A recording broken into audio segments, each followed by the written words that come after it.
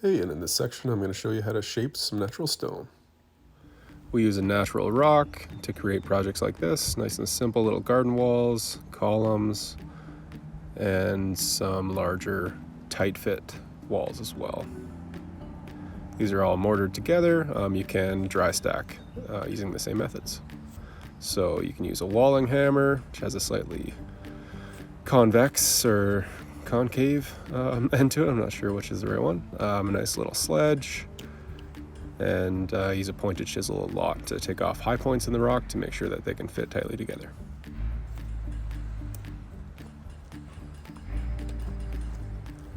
So let's get started shaping a piece. First and foremost, we really want to pick nice pieces. We pick really the top 1 or 2% from the quarry. Taking time to do that is saving you a lot of time in hammering and chiseling. I always like to look at the face and then sort of trace a line around it, just using my eye to sort of see what I need to take off to make it really flat all the way along the perimeter especially. I'm not as concerned with anything butting out or jutting out on the face of the rock. If it's pretty close to flat, then I can sort of adjust the outside edge so that it'll fit tightly with the next rocks. So I'm just using my little sledge to sort of chip away against the face of the stone to make sure that I can find a nice sort of perimeter line all the way around.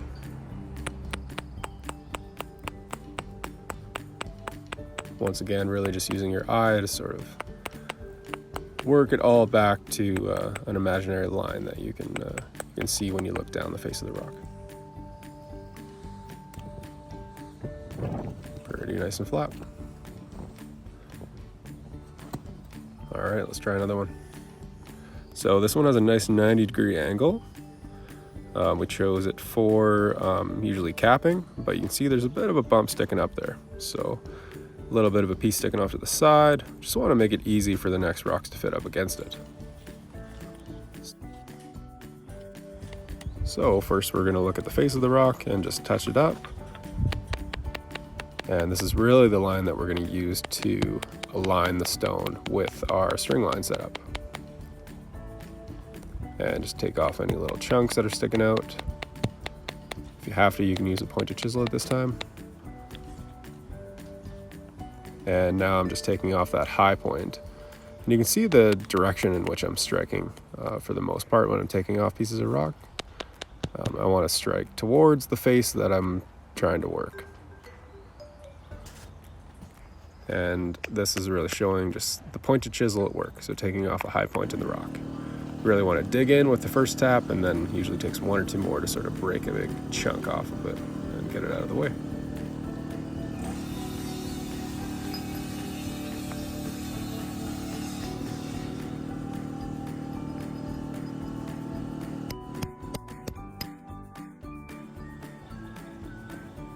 Okay, some basic fitting.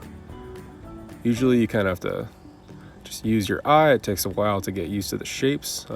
Natural shapes are pretty difficult, but you can really start to see how you can manipulate the rock and make those shapes start to work to your advantage.